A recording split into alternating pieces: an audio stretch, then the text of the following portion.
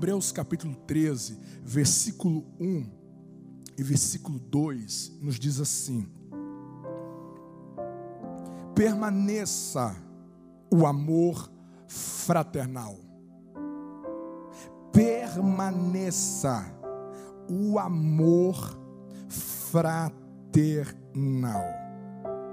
Verso 2: não vos esqueçais da hospitalidade, porque por ela alguns, não o sabendo, hospedaram anjos. Está na tela, você pode ler junto, vamos lá. 3, 2, 1.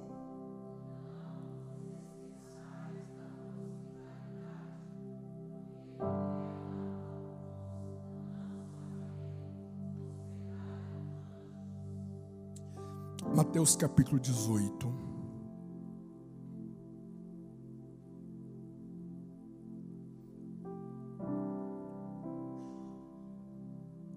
Diz-nos assim, a partir do versículo 1: naquela mesma hora chegaram os discípulos ao pé de Jesus, dizendo: quem é o maior no reino dos céus? E Jesus, chamando uma criança, a pôs no meio deles e disse... Vocês podem ler o versículo 3, está na tela, vamos lá para a gente interagir. 3, 2, 1.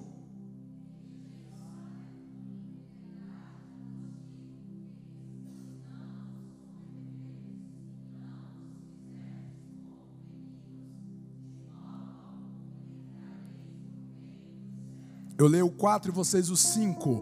Portanto, aquele que se tornar humilde como este menino, esse é o maior no reino dos céus.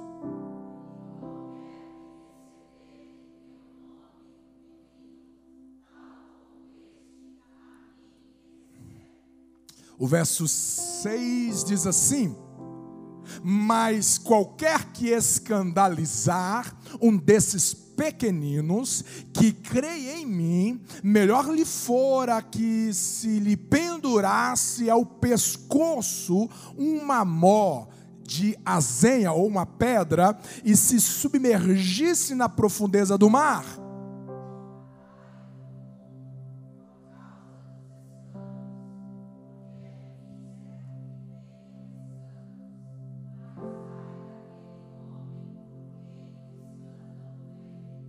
Portanto, se a tua mão ou o teu pé te escandalizar, corta-o e atira-o para longe de ti. Melhor te é entrar na vida coxo ou aleijado, do que tendo 2 mãos ou 2 pés, seres lançado no fogo eterno.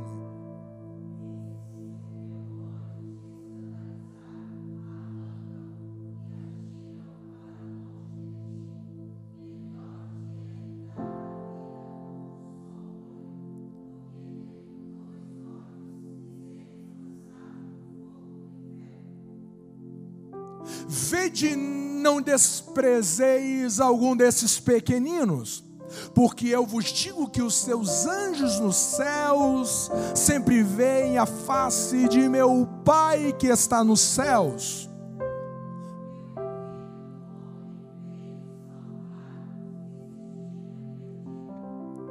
Que vos parece? Se algum homem tiver 100 ovelhas e uma delas se desgarrar, não irá pelos montes, deixando as 99 em busca da qual se desgarrou?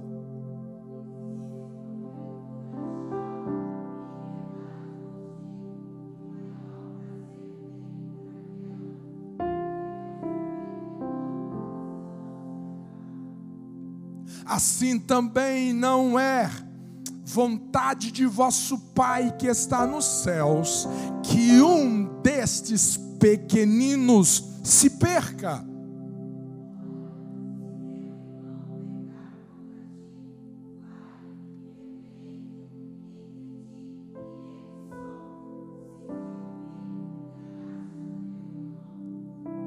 Mas se não te ouvir, leva ainda contigo 1 ou 2, para que pela boca de 2 ou 3 testemunhas toda palavra seja confirmada.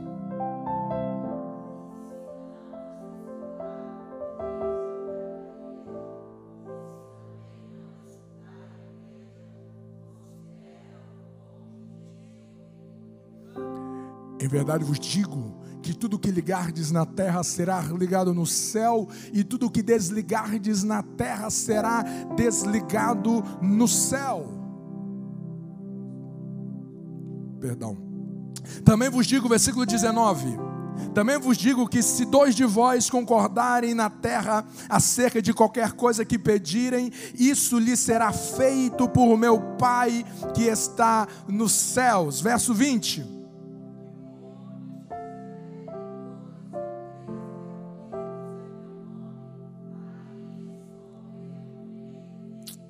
Daqui em diante eu leio, presta bem atenção no versículo 21. Então Pedro, aproximando-se dele, disse: Senhor, até quantas vezes pecará meu irmão contra mim, e eu lhe perdoarei? Até 7? Jesus lhe disse: não te digo que até 7, mas até 70 vezes 7. Por isso o reino dos céus pode comparar-se a um certo rei que quis fazer contas com seus servos. E começando a fazer contas, foi-lhe apresentado um que lhe devia 10.000 talentos. E não tendo ele com que pagar, o seu senhor mandou que ele e a sua mulher e os seus filhos fossem vendidos, e seus filhos fossem vendidos com tudo quanto tinha, para que a dívida se lhe pagasse. Então aquele servo, prostrando-se, o reverenciava, dizendo: Senhor, seja generoso para comigo, e tudo te pagarei. Então o senhor daquele servo, movido de íntima compaixão, soltou e perdoou-lhe a dívida. Saindo, porém, aquele servo encontrou um dos seus conservos que lhe devia 100 dinheiros, e lançando mão dele, sufocava-o, dizendo: paga-me o que me deves. Então o seu companheiro, prostrando-se aos seus pés, rogava-lhe, dizendo: seja generoso para comigo, e tudo te pagarei. Ele, porém, não quis, antes foi encerrá-lo na prisão, até que pagasse a dívida. Vendo, pois, os seus conservos o que acontecia, contristaram-se muito, e foram declarar ao seu senhor tudo o que se passara. E então o seu senhor, chamando-o à sua presença, disse-lhe: servo malvado, perdoei-te toda aquela dívida, porque me suplicaste. Não devias tu igualmente ter compaixão do teu companheiro, como eu também tive misericórdia de ti? Indignado, seu senhor o entregou aos atormentadores, até que pagasse tudo o que devia. Assim vos fará também meu Pai celestial, se do coração não perdoardes cada um a seu irmão as suas ofensas. Você pode dizer amém?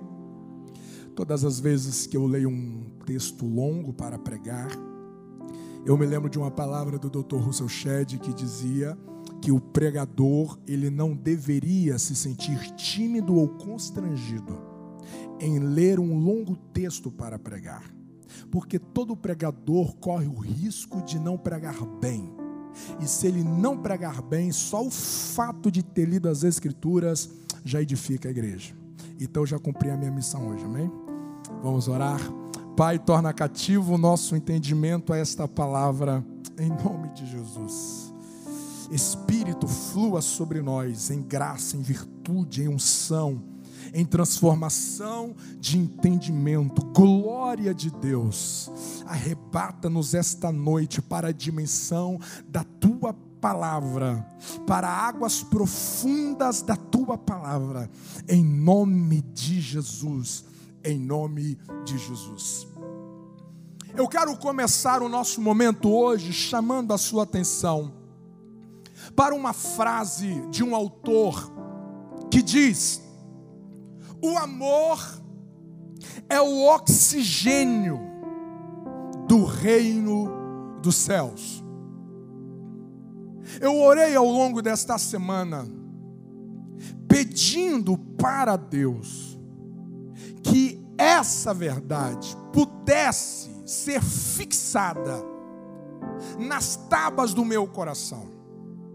Porque existe uma natureza pecaminosa dentro de nós que não concorda com isso.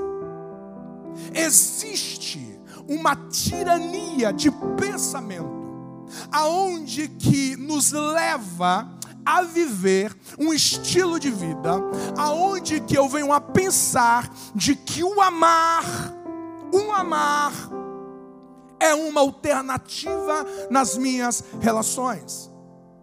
Existe uma manobra maligna a ser instalada no nosso entendimento, que todas as vezes em que nós ouvimos a palavra, o assunto, a pregação, o estudo sobre amor, entra no nosso coração dizendo, isso aqui é só para Jesus, aqui é uma realidade muito alta.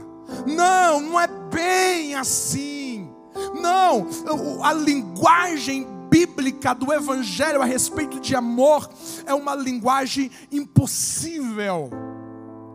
E quando a gente vai lidando com amor nessa perspectiva de acessórios, eu corro o risco de negligenciar a virtude que vem autenticar se eu sou salvo ou não. Quando eu penso de que o amor é comparado, é assemelhado a um oxigênio,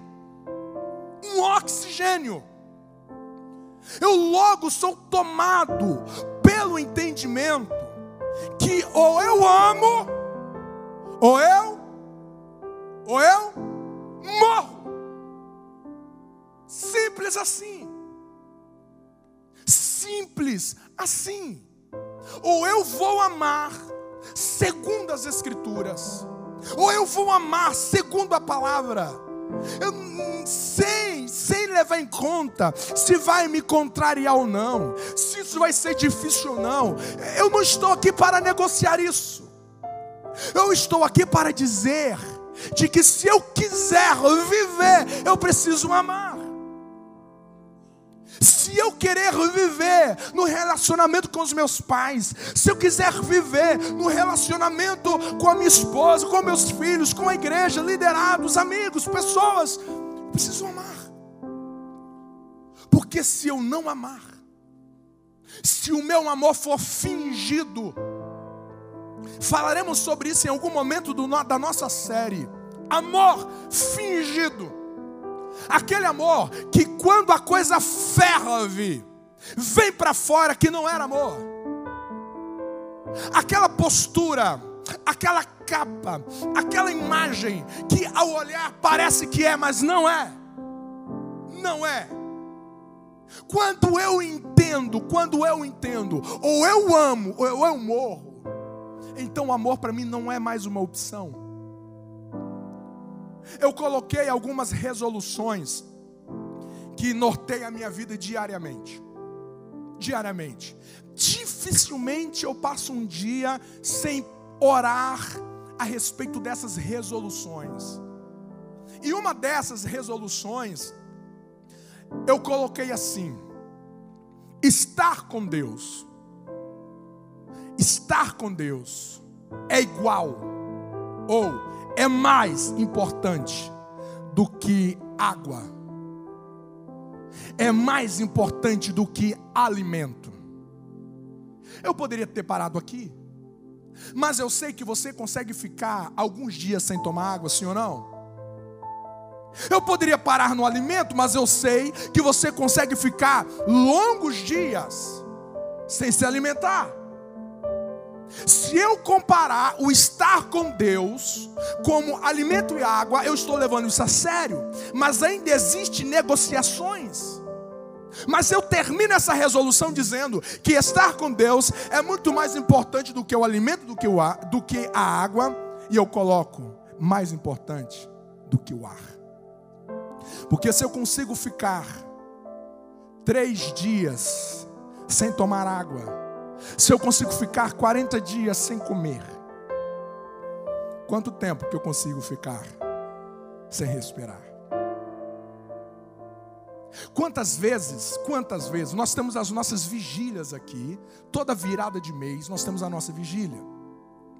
Quantas vezes ao longo do ano passado, eu chegava aqui na igreja, após um dia muito intenso, quando você dobrar o joelho, você vê uma visão, e qual é a visão que você vê?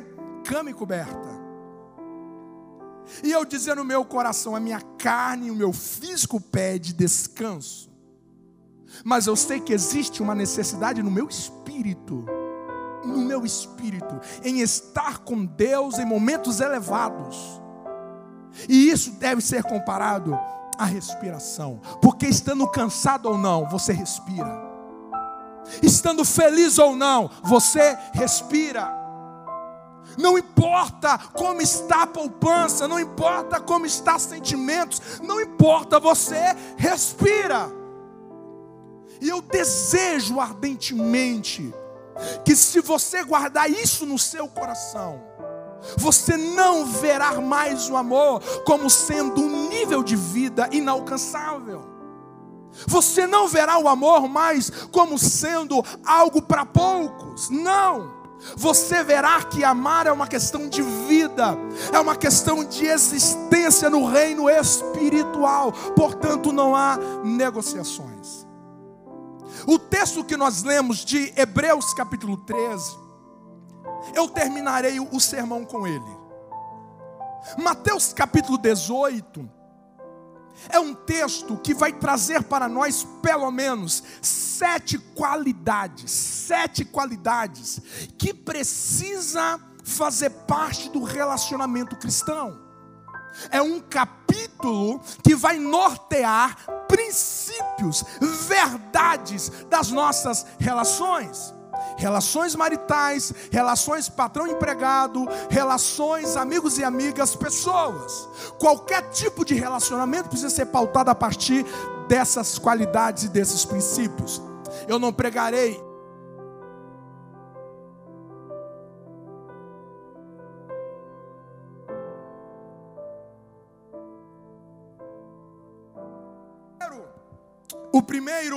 a primeira qualidade que aparece do versículo 1 ao versículo 4 é a qualidade da humildade. A humildade consiste em uma qualidade inegociável dos nossos relacionamentos. Nada é mais terrível do que você conviver pessoas que não são humildes.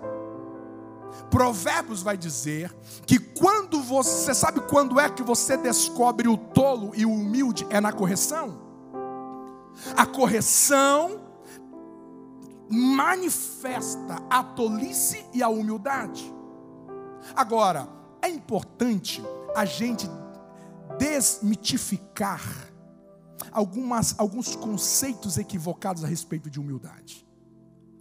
Por exemplo, humildade não é ser bobo. Amém? Tem gente, a minha mãe dizia assim, é bocoió.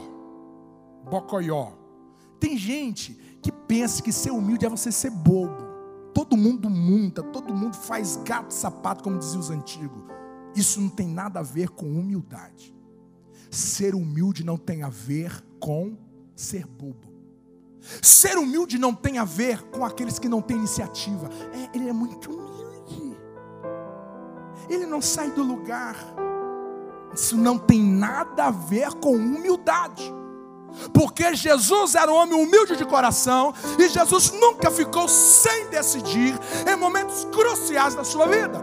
Pessoas sem iniciativa não tem nada a ver com humildade. Isso tem um outro nome. Humildade não é politicamente correto. Ele é muito humilde. Ele nunca se posiciona.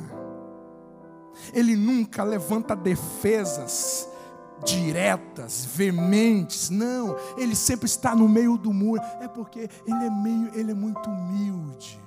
Humilde não é pessoa sem cultura. Ele não estudou, é porque ele é uma pessoa muito humilde. Eu conheci uma pessoa hoje, pastor. Pensa uma pessoa humilde. Ela não sabe nem ler e nem escrever. Quem já ouviu alguma coisa mais ou menos assim? Isso não tem nada a ver com humildade. A humildade também não é sem recurso financeiro. O camarada todo mal arrumado, mal cheiroso, roupa suja, não tem nada a ver com humildade.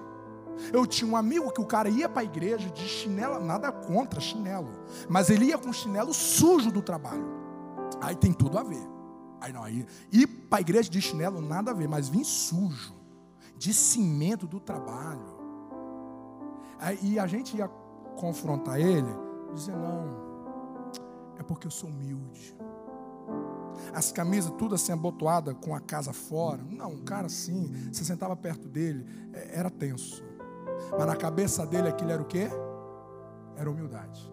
Mas humildade também não é complexo de inferioridade. Aquela pessoa que, não, pastor, coitadinho de mim, pastor, aquela coisa, não tem aquele inho. Eu moro numa casinha, eu tenho uma motinha, um carrinho, um salarinho, um empreguinho, aquela coisa do inho. Nossa, como é que ele é humilde.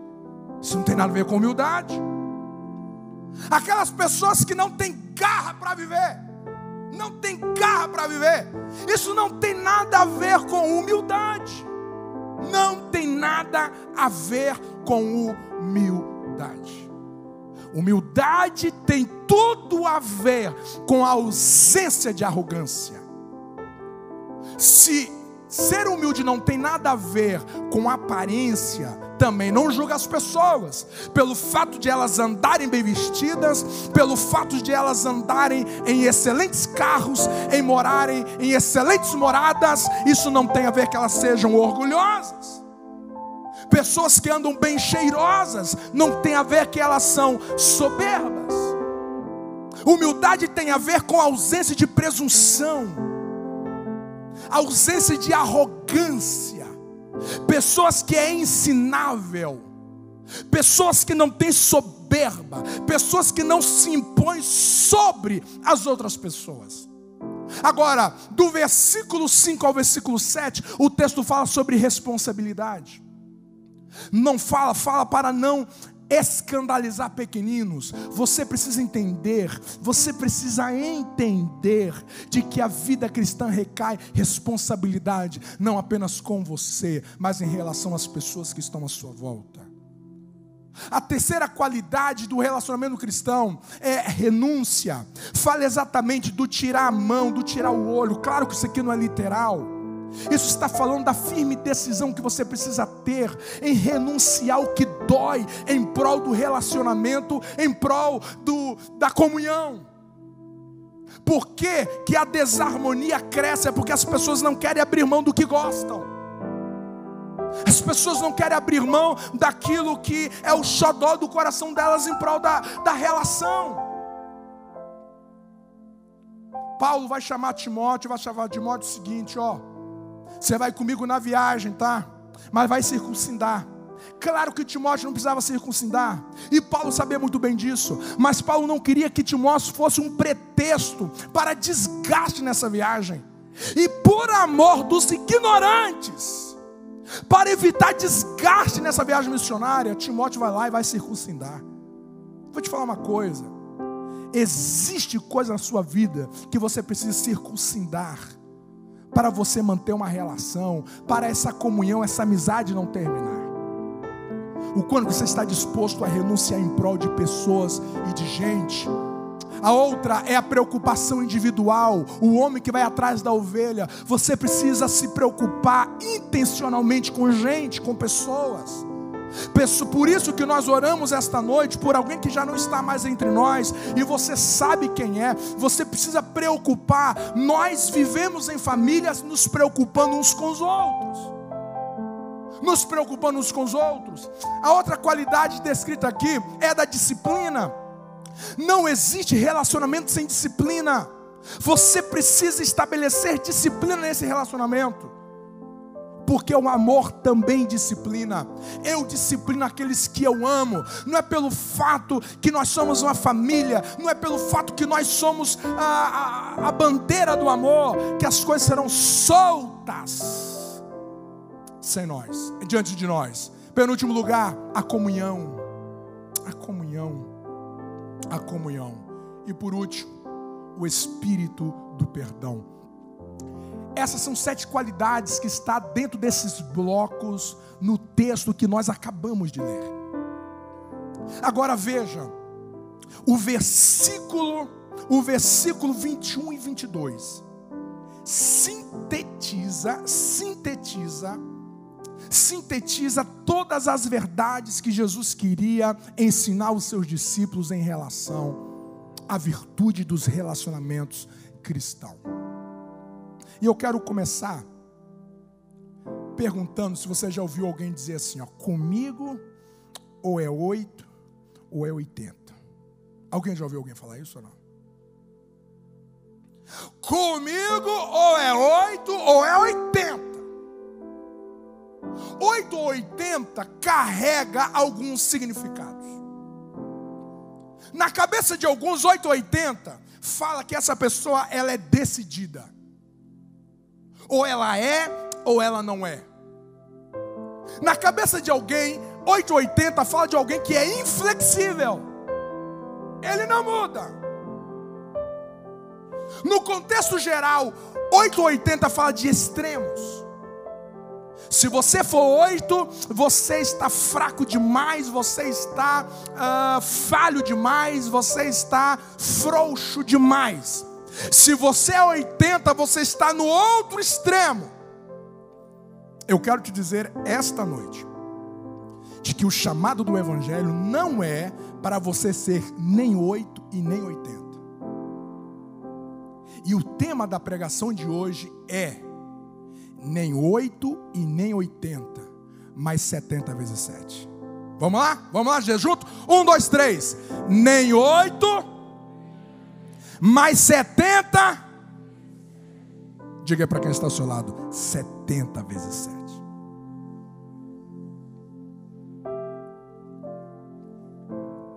Setenta vezes 7 nesse texto traduz a essência da vida.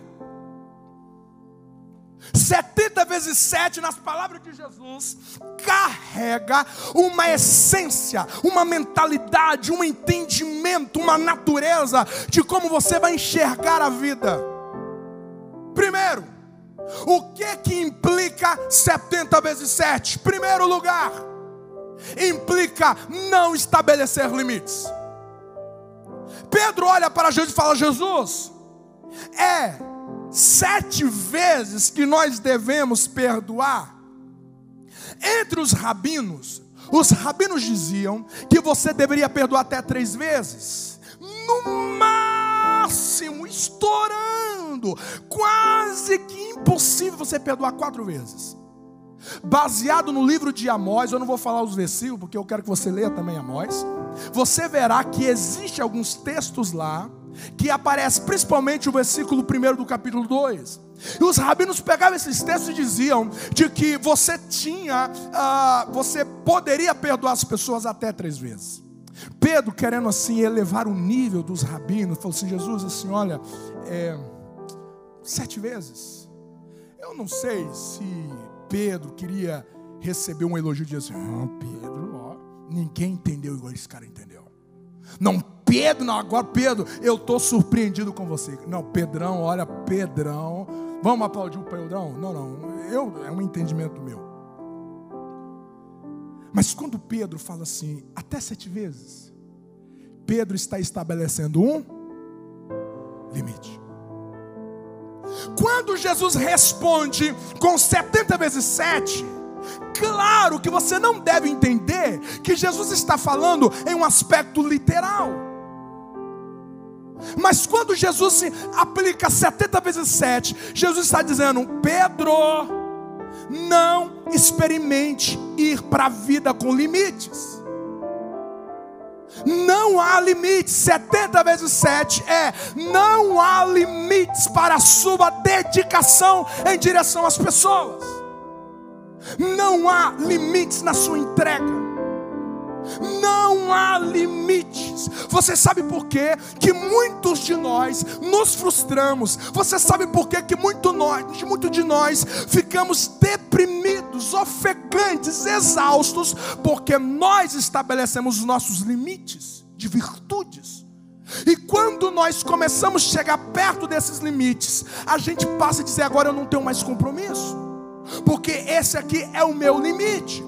E Jesus está dizendo: Pedro, se você quiser viver do ponto de vista do Evangelho, se você quiser viver do ponto de vista dos meus olhos, você não pode ir para a vida estabelecendo um limite, porque você não é um copo. Você não é um copo que tem uma medida, uma quantidade exata, que você pode ser cheio, que passou daquilo ali e acabou. Não, Jesus vai dizer de que nós não somos um continente, um recipiente que recebe algo em uma medida limitada. A Bíblia diz de que nós somos como uma fonte, que nós somos como um rio. Deus não trabalha conosco com limites, Deus trabalha conosco com plenitude. Deus trabalha conosco com plenitude. Nós nos perdemos dentro de casa porque nós estabelecemos limites. 70 vezes 7 quer dizer: não viva a vida em relação à entrega, em relação à dedicação, em relação a empenho, em relação a se derramar em favor de pessoas. Isso não há limites. Não há limites o quanto que você vai amar alguém. Não há limites o quanto que você vai fazer o bem a pessoas. Não há limites o quanto que você será misericordioso em relação ao necessitado, em relação àquele que está caído. Não há limites. Não há limites. Jesus diz assim: olha, se você amar, qual é o amor maior? Qual é o amor referência? O amor referência não é aquele que diz assim: olha, eu vou dedicar tantos anos da minha vida para te abençoar. Não, a referência do amor é, capítulo 15 de João: aquele que ama o seu irmão deve dar a sua vida em prol do seu irmão. Você sabe o que Jesus está dizendo? Enquanto você respirar, você deve se dedicar em pessoas. Enquanto você estiver respirando, não desiste de ser uma referência de virtude. Eu sei que nesse momento existem guerras espirituais que alguém pensa assim: e se me fizer de bobo? E se ele não mudar? Então quer dizer que eu vou viver a vida assim? Ninguém vai pensar em mim? Então quer dizer que se essa pessoa que eu estou me dedicando em abençoar, eu estou me dedicando em orar, eu estou me dedicando em ela ser transformada, se isso não acontecer, então eu vou perder a vida. É assim que o diabo quer que você pense. Eu não estou dizendo que pelo fato de você decidir viver o amor de Cristo em favor das pessoas, eu não estou dizendo de que todas as pessoas serão transformadas. Aliás, a Bíblia também não fala sobre isso. Mas eu quero te dizer uma coisa: viver o amor do ponto de vista do Evangelho quer dizer que você nunca vai desistir de pessoas.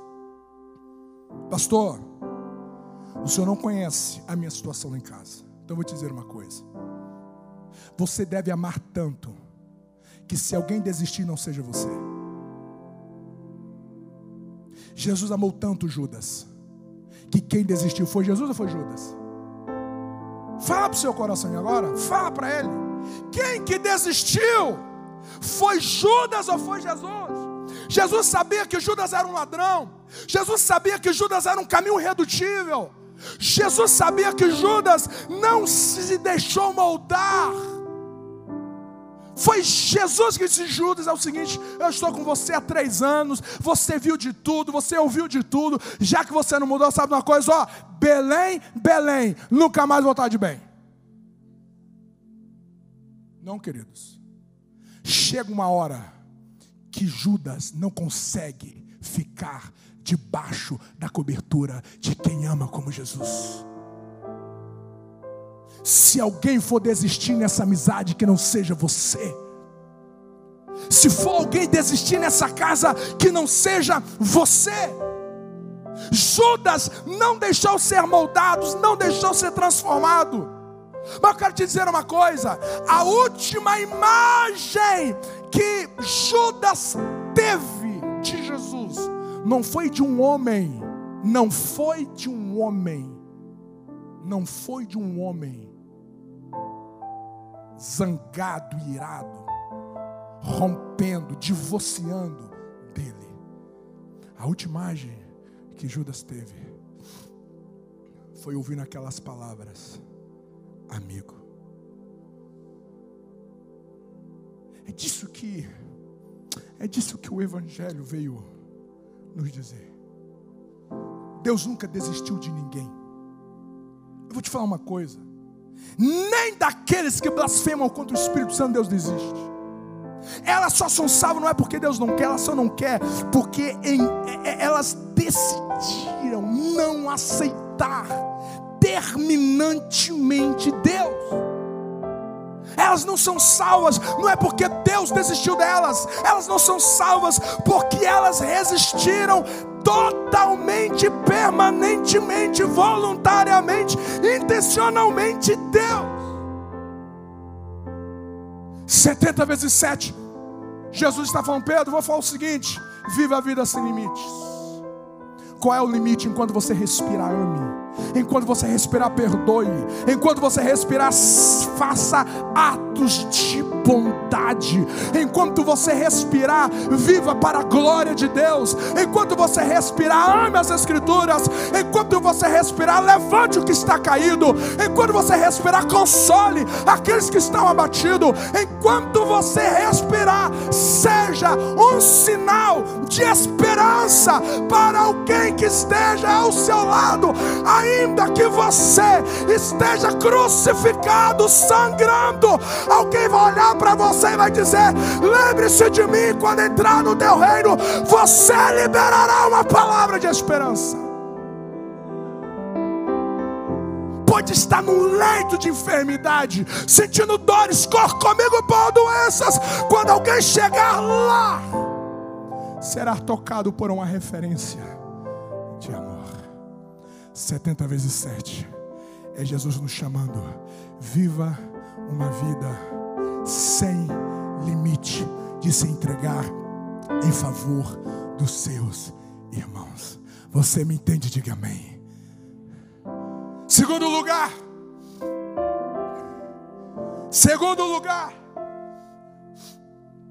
70 vezes 7 é Jesus dizer o seguinte: Pedro, no meu reino, você não deve se mover a partir de obrigações.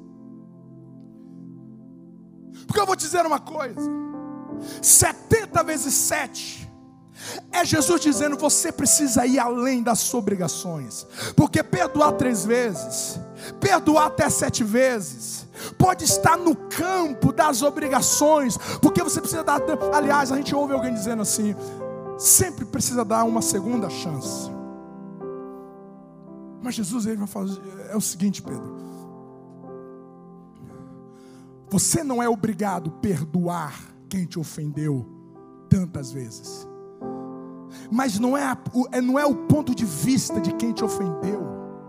A vida deve ser vivida a partir de quem está na direção das virtudes do amor. Pedro, 70 vezes 7 é você ir além das obrigações. Eu vou te falar uma coisa: você sabe o que está matando pessoas? Você sabe o que está tirando? As pessoas continuam existindo, mas elas estão sem vida. É porque as pessoas decidiram viver no limite da sua obrigação. Não são poucas pessoas que frequentam cultos porque são obrigados. Não são poucas pessoas que estão no casamento porque está obrigado. Existem pessoas que estão lá naquele trabalho porque ela é obrigada, porque se ela sair de lá, ela vai passar fome, ele vai passar fome. E ele vai para a vida baseando-se em obrigações. Qualquer exigência fora do seu limite de obrigação, ele não faz. Ele se zanga, ele se ira. Isso aqui não é dever meu, isso aqui não é obrigação minha, eu não recebo para isso. Vou te dizer uma coisa: Se você decidir viver o casamento a partir de obrigações, você está falido. Se você decidir tratar a sua empresa, tratar os seus funcionários, tratar o seu trabalho a partir de obrigações, você está falido. Sabe por quê? Porque o espírito da obrigação é inimigo da alegria. Eu vou te dar um exemplo de quem ora por obrigação. Quem ora por obrigação. Suponhamos que a gente faz um momento aqui, gente, olha, nós faremos, amanhã nós teremos uma vigília aqui na igreja, uma vigília. Aí vem alguém porque alguém foi submisso a um comando, a uma ordem, a uma liderança, e ele vem. Aí quando termina a oração, ele fala bem assim: Deus, cadê todo mundo? É só a gente estar orando. Esse pessoal ficou em casa dormindo. Ele fica irado. Ele fica irado porque nessas palavras ele está dizendo o seguinte: é só a gente estar ralando aqui, eles estão tudo bem. É diferente de ele chegar, pastor, nossa, que momento brilhante. Nossa, eu estou com meu coração doído porque os nossos amigos não puderam vir. Olha o que eles perderam. É diferente. Quando você vai para a vida com espírito de obrigação, você fica ranzinzo, você fica chato. Conversava no início do culto com uma irmã, ela está aqui entre a gente. Ela recebeu um aviso do seu patrão de que ela seria demitida. Ela entrava no sistema e ela via lá a carta de demissão que ela iria assinar. Sabe o que ela fez? Ela tinha razões para dizer: já que eu vou ser mandada embora, então dane-se.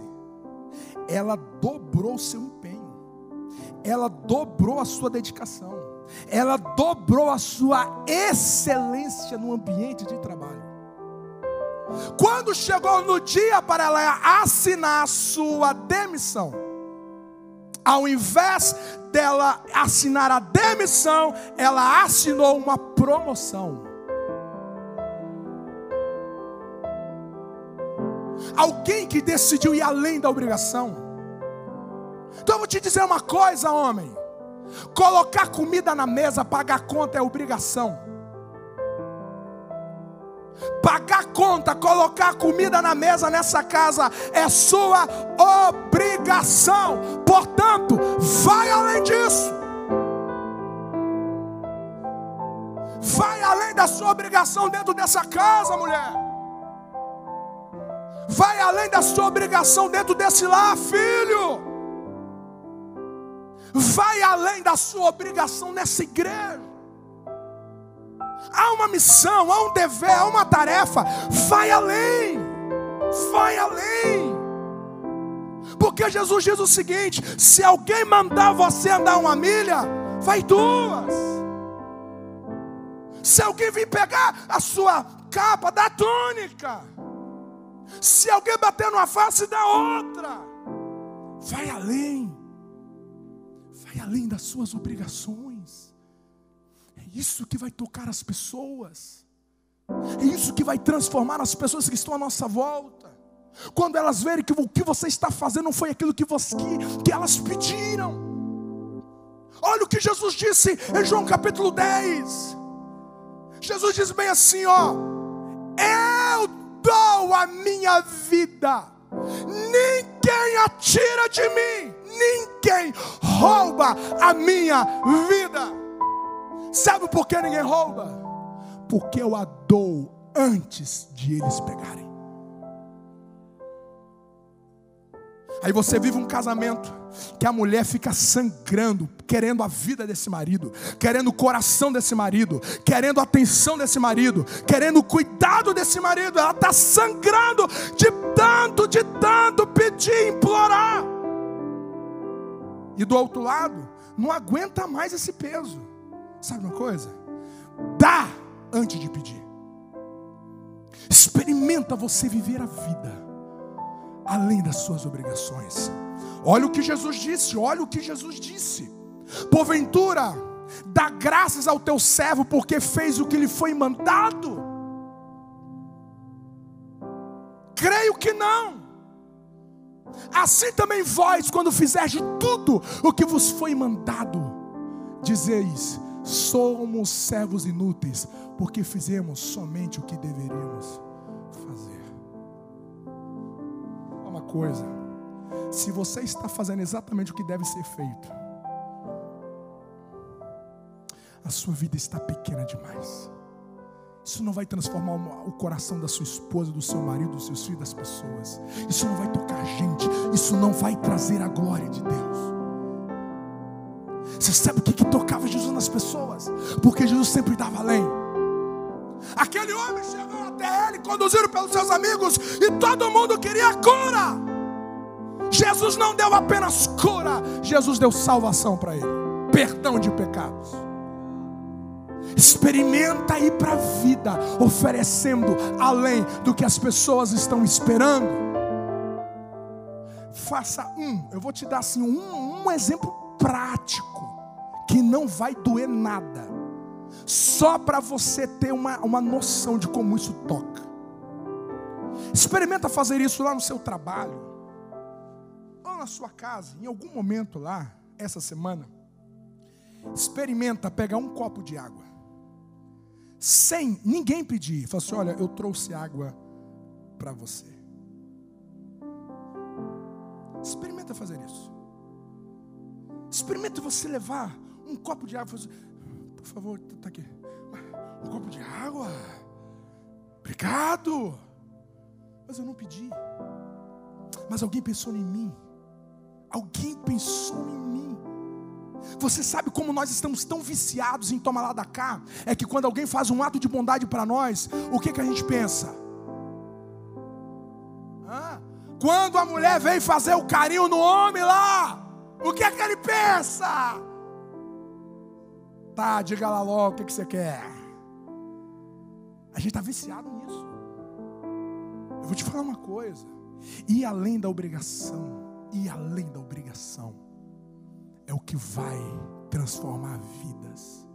Porque o que nos encanta em Jesus é que Jesus não era obrigado a fazer nada o que fez. Jesus não era obrigado a ter nos amado como nos amou. Ele não foi obrigado a ter a vida, de dar a vida como Ele deu. Ele não era obrigado a nada. Mas tudo que Ele fez além. E o Espírito Santo faz além do que nós pedimos ou pensamos. Este é o padrão do reino de Deus. Então vai para a vida e surpreenda as pessoas. Surpreenda as pessoas. Não dê a elas o que elas pedem. Dá além do que elas precisam. 70 vezes 7. 70 vezes 7. O que rouba a nossa alegria é porque nós estamos tomados com espírito de obrigação. Se quando eu orar, ao me levantar, o meu coração não estiver transbordando em alegria, é porque isso aqui foi uma obrigação. Em nome de Jesus, sejamos arrancados do terreno da obrigação. Vou te falar uma coisa. Por favor, entenda o que eu vou te dizer. Se você trabalhar lá na sua empresa apenas do tamanho do seu salário, você é um mercenário. Se você se entregar em favor daquele serviço exatamente do tamanho do seu salário, você não vai mais nem 1 milímetro a mais. Você é um mercenário.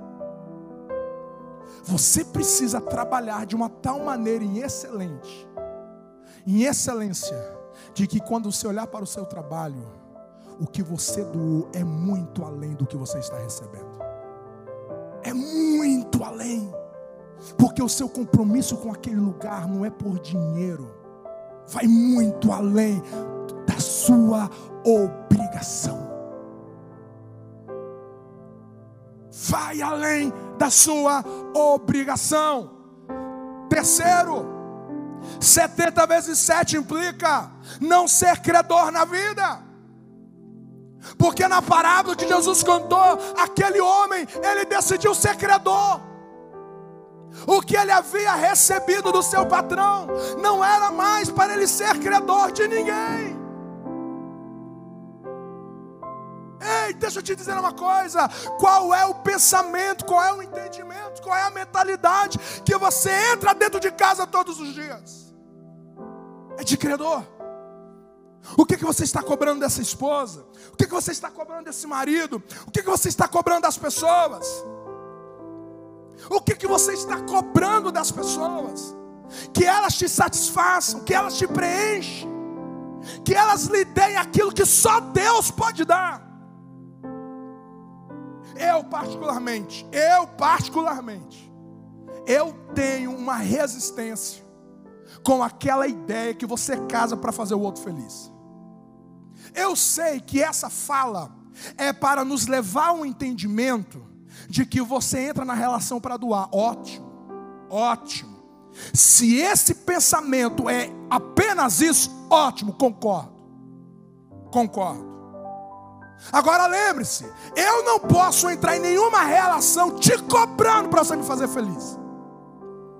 Eu não entro em nenhuma relação com os meus amigos, eu não posso entrar em nenhuma relação com os meus liderados cobrando que eles me preenchem, que eles preenchem todas as carências da minha vida. Porque Deus não me chamou para ser carente, Deus não me chamou para ser sede, Deus não me chamou para ser fome. O que nos angustia? O que nos angustia é porque as pessoas não estão nos dando o que nós estamos querendo e cobrando delas.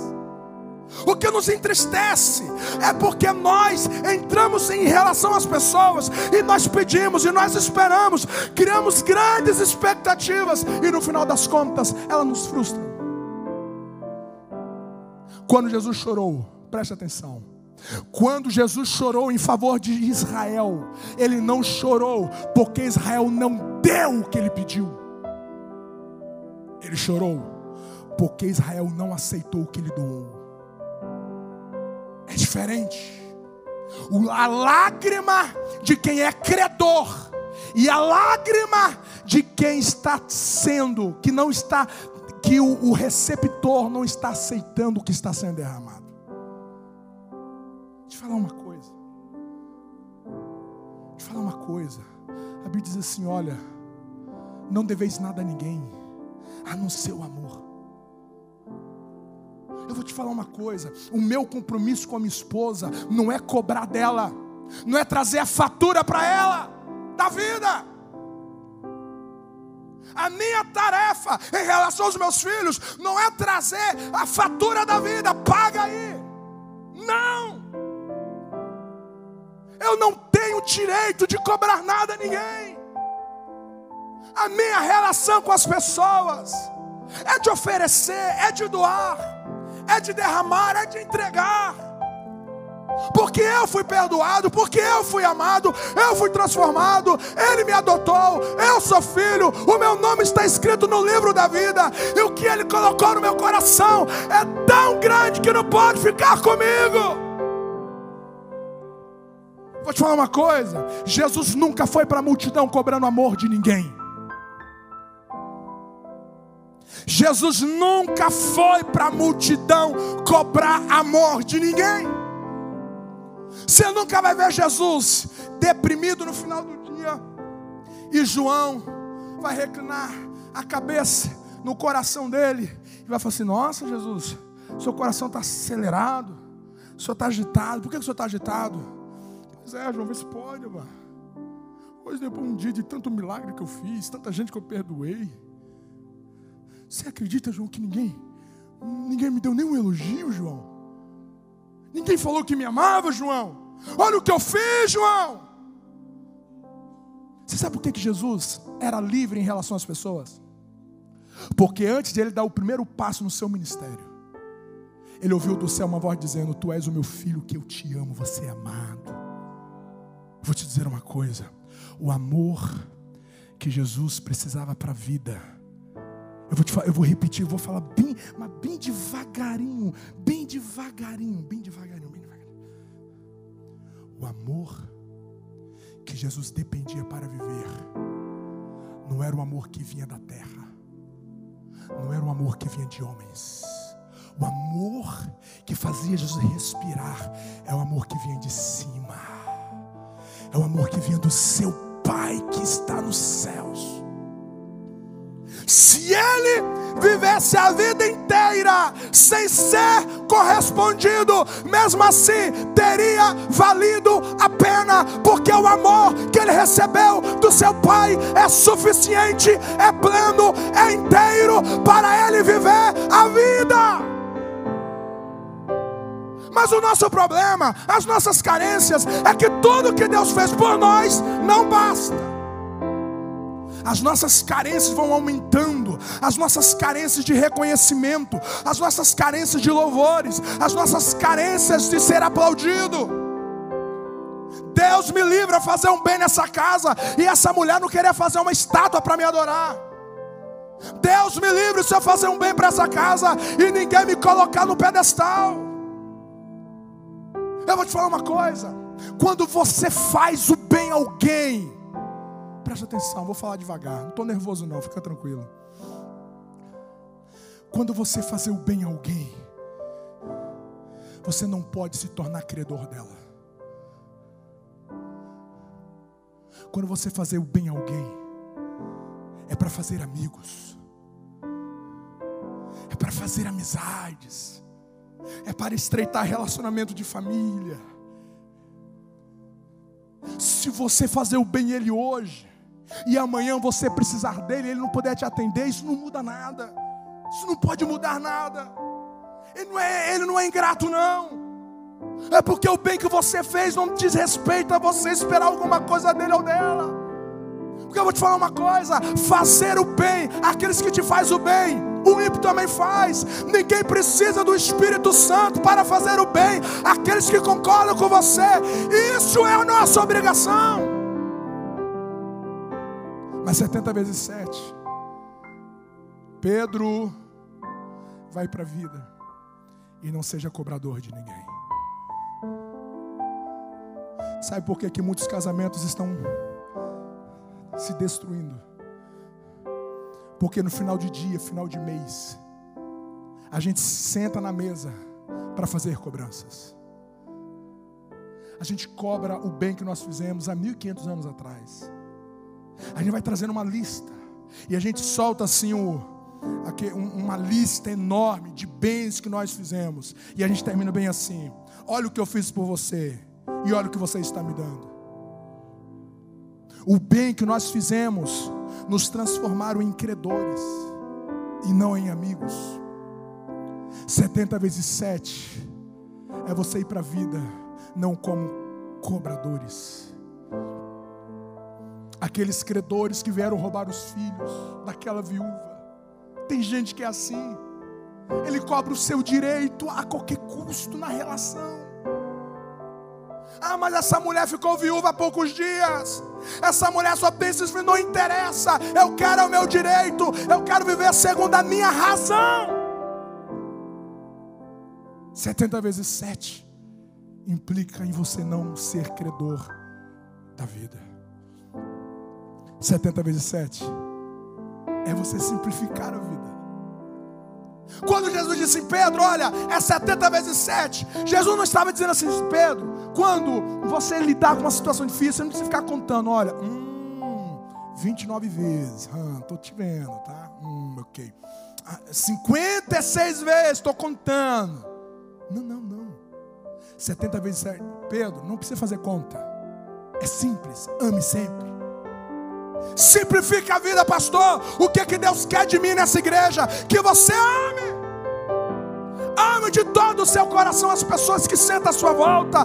Ame de todo o coração aqueles que você veio pela primeira vez. Ore pelas pessoas, toque as pessoas, surpreende as pessoas. Ame o seu patrão, ame os seus funcionários, ame os seus colegas, ame aqueles que te desejam mal. Ame e ame. Simplifica a vida. Antigo Testamento, você tem aproximadamente aí 318, alguns estudiosos dizem que são 318 mandamentos. Você chega no Novo Testamento, você só tem um mandamento: amar. Deus simplificou tudo no amor. 70 vezes 7, Pedro, você não precisa ficar contando agora 400 vezes, 489, ufa, essa é a última vez. Não, Pedro, É simples. Ame sempre, perdoe sempre, tenha compaixão sempre, tenha misericórdia sempre. É simples. 70 vezes 7 é simplificar a vida. Eu termino dizendo de que 70 vezes 7 implica ressignificar as imperfeições das pessoas. Eu quero que vocês leiam isso. Eu quero que vocês leiam. Vamos lá? 1, 2, 3.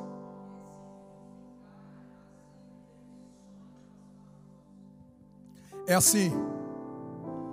É assim.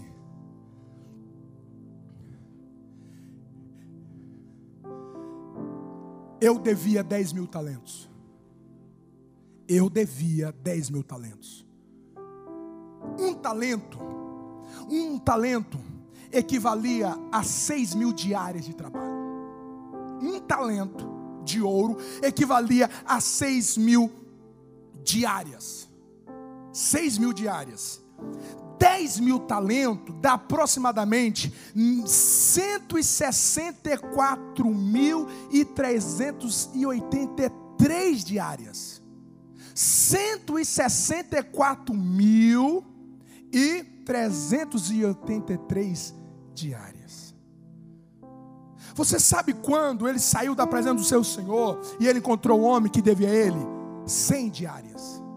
Ele foi perdoado de 164.383 diárias. Quem devia a ele? Apenas 100.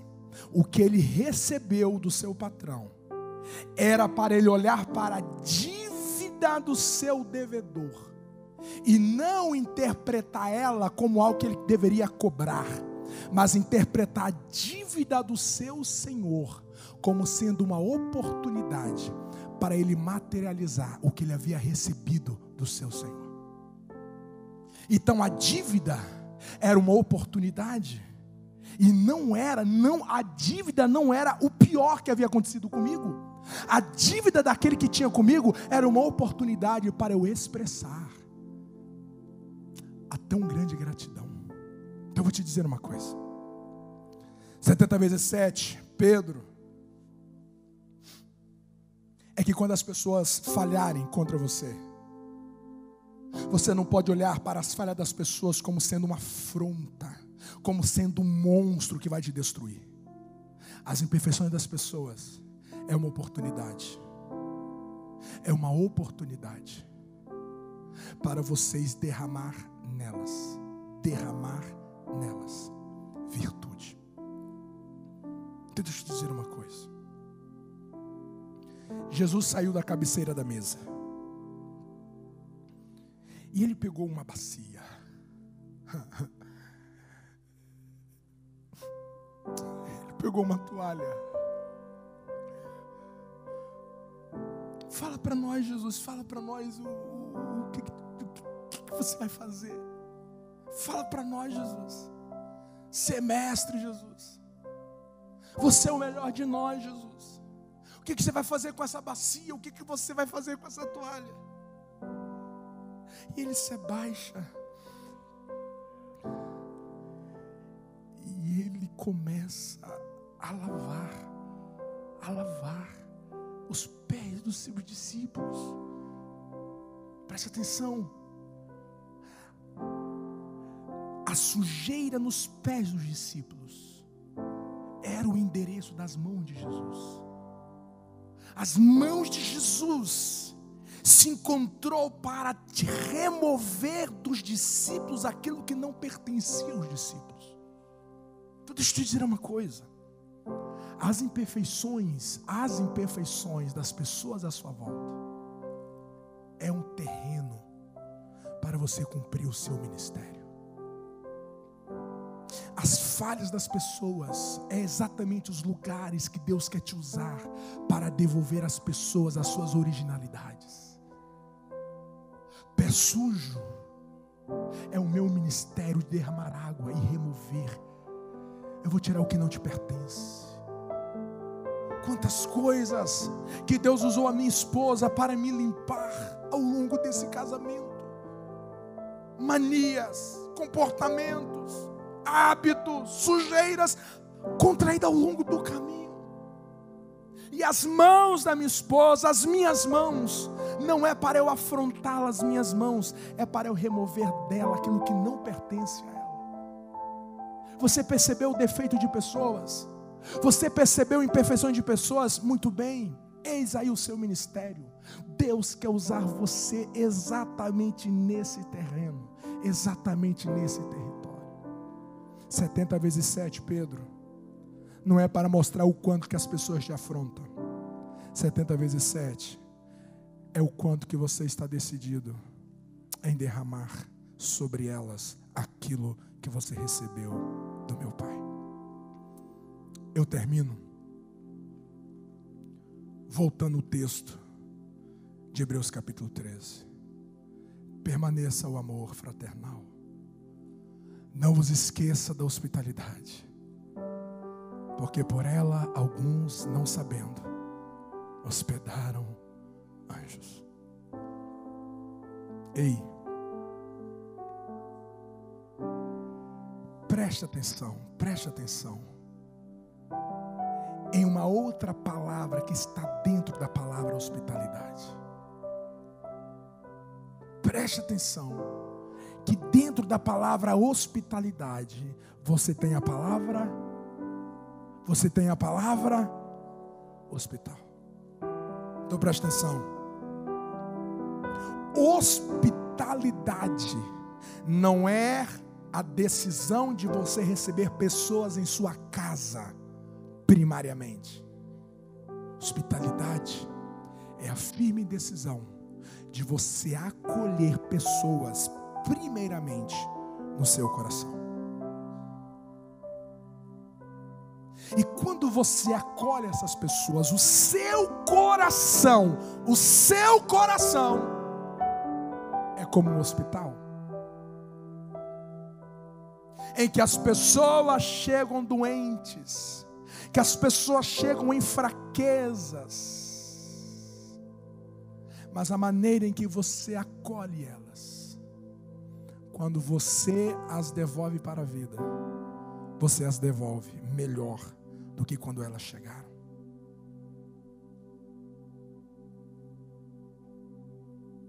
Esse é o amor que Deus nos chama a viver. Não assassine ninguém no seu coração. Não assassine ninguém no seu coração. Não alimente ira, não alimente ódio de ninguém no seu coração. O seu coração não é lugar de tirar vida, o seu coração é lugar de doar vida. Hospitalidade é o quanto que você vai acolhendo. E o texto vai dizer que à medida em que você acolhe as pessoas, você entra em contato com realidades celestiais. É por isso que o diabo não quer que o seu coração seja acolhedor de gente. É por isso que o diabo quer que você selecione à medida em que as pessoas vão falhando, à medida em que as pessoas vão apresentando as suas fraquezas à sua volta. Você vai bloqueando o seu coração, você vai selecionando no seu coração. Porque à medida em que você vai para a vida acolhendo as pessoas no seu coração, segundo Jesus, você começa a ter experiência com o próprio Deus. Com o próprio Deus. Com o próprio Deus. Vamos estar em pé? Quem aqui é batizado nas águas, levante a mão. Levante a mão, levante a mão. No dia do seu batismo, você ouviu essas palavras: eu te batizo em nome do, e no nome do, eu te batizo em nome do Pai, eu te batizo em nome do Filho, e eu te batizo em nome do Espírito Santo. A pergunta que eu falo é: qual é o nome do Pai? Qual é o nome do Filho? Qual é o nome do Espírito Santo? Qual é o nome da Trindade? Paulo responde, e vocês ouvem isso todo culto vocês ouvem isso. Como é que nós terminamos os nossos cultos? Como é que nós terminamos nossos cultos? Que a graça do Senhor Jesus Cristo. Qual o nome do Filho? Graça. E que o amor do Pai. Qual é o nome do Pai? Amor. E que a comunhão do Espírito Santo. Qual é o nome do Espírito Santo? Comunhão. O seu ato de ser batizado, Jesus está dizendo: eu te batizo no meu amor, eu te batizo na minha graça, e eu te batizo na minha comunhão. Vai para a vida imerso na graça, no amor e na comunhão. Vai para a vida imerso na graça do Senhor Jesus, no amor de Deus e na comunhão do Espírito Santo. O seu nome é virtude. O seu nome é virtude. O seu nome é virtude. Não mais 8 e nem 80. 70 vezes 7. Eu decido viver não estabelecendo limites. Eu decido viver além de obrigações. Eu não quero ser credor da vida. Eu quero viver uma vida simplificada. Eu quero viver acolhendo pessoas no meu coração e devolvendo elas melhores. Ei, maridão, a sua esposa está melhor à medida em que ela vive com você nessa casa. A sua esposa está melhor, cara. Essa mulher está mais feliz do que quando ela estava na casa da mãe dela, do pai dela.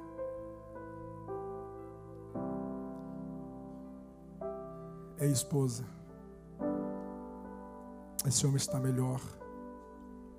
A imagem que você tem dele no seu coração tem dado a ele uma referência melhor. Que os nossos corações não sejam lugares de ferir, mas sejam lugares de curar. Que à medida em que nós acolhermos uns aos outros, nós possamos devolver eles melhores para a vida. Amém. Amém. Eu quero orar com você. Eu quero orar e dizer que o que nós acabamos de conversar não tem a ver com um acessório, não tem a ver com um step do seu carro. O que nós acabamos de falar tem a ver com o oxigênio do reino de Deus. Tem a ver com o oxigênio do reino de Deus. E eu quero que nós oramos para que o Espírito de Deus nos mova nesta graça, neste amor e nessa comunhão. Que nos liberte, que nos alivia, que nos torne semelhante àquele que nos deixou o exemplo de como tratar gente, de como amar pessoas. Vamos orar. Você não pode orar sozinho, então vamos orar de 2 em 2 aí. Vamos orar, junta perto de alguém aí, à sua direita, à sua esquerda.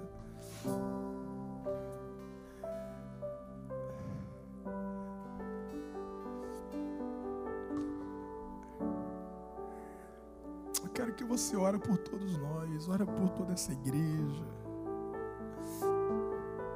Vamos orar por toda essa igreja.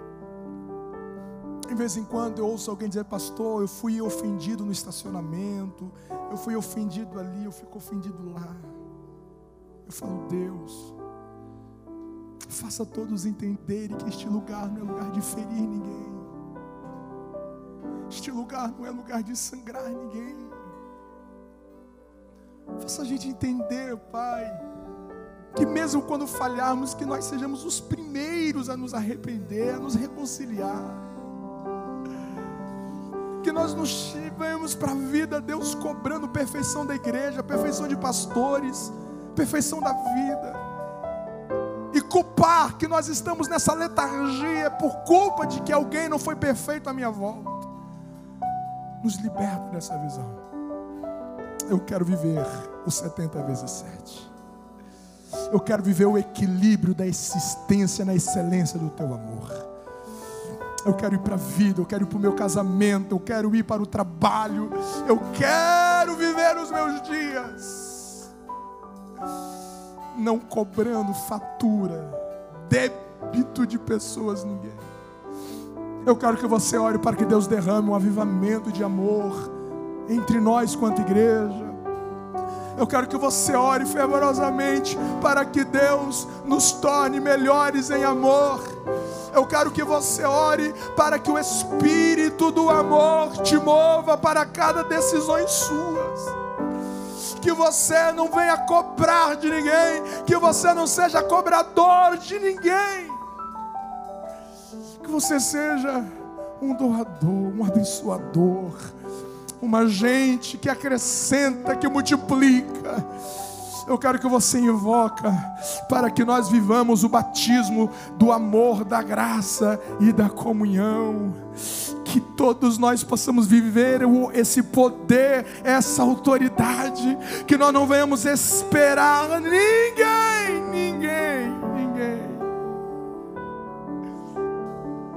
Olhe para cá, antes de você orar. Vocês já estão orando, mas olhe para cá.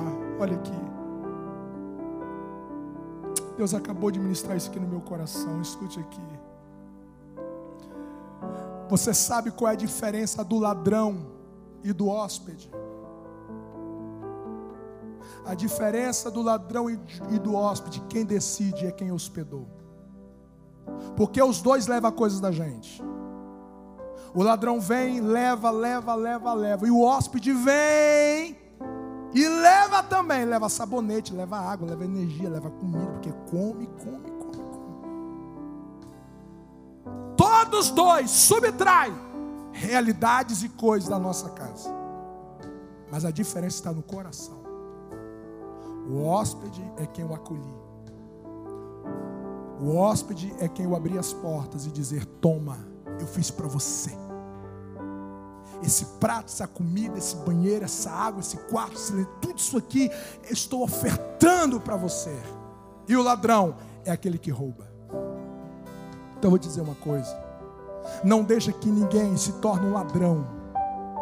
Doa antes, derrama antes, entrega antes. Tira a autoridade de pessoas serem furtadores da sua vida. Derrama primeiro, como Jesus fez. Eu derramo a minha vida, eu derramo a minha vida. Ninguém tira ela de mim. Oramos uns com os outros. Zamori de replum vi fore biquivancia veborides. Candust aí eu vou rebi vou liniman que é o evans. Decolovus ai remele vivio. Bargivilon justamente plavivo rossuman capivans. Anakawitios chuhiris yonki. Aridi vivor dista heve vivicaman cantos. Eu era de sabe vivam de anca e vicinhos. Caiabari tira de jogo de derrama-me de suvi.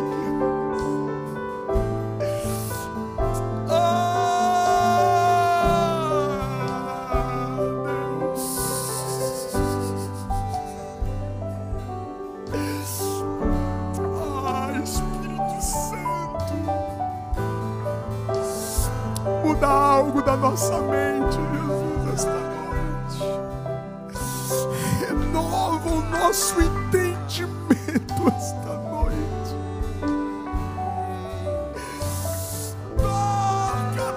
mente deste homem, deste marido. Toca na mente desse pai, toca na mente desta mãe, dessa esposa, desse filho. Traz, Deus, um avivamento de amor na família de Blum.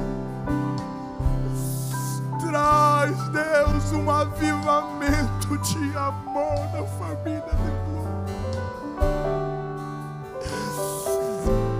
Ajuda-nos a ir para a vida na autoridade do amar. Abaire de Camantuli vindam sus e vievevas. Ajuda-nos a desarmarmos as pessoas contra nós. Taribari de Cabavuziridias. Precisamos de Ti, Espírito Santo, para vivermos isso. Na nossa humanidade, nós não conseguimos. Nós precisamos de Ti, Espírito Santo. Enche-nos de Ti, aviva-nos em Ti, para que através de Ti nós vivamos a natureza deste amor. Arranca-nos dos 8, dessa vagarosidade. Desloca-nos dos 80, desse extremismo, dessa polaridade, dessa bipolaridade. Arranca-nos, coloca-nos no equilíbrio do Teu amor, em nome de Jesus, em nome de Jesus.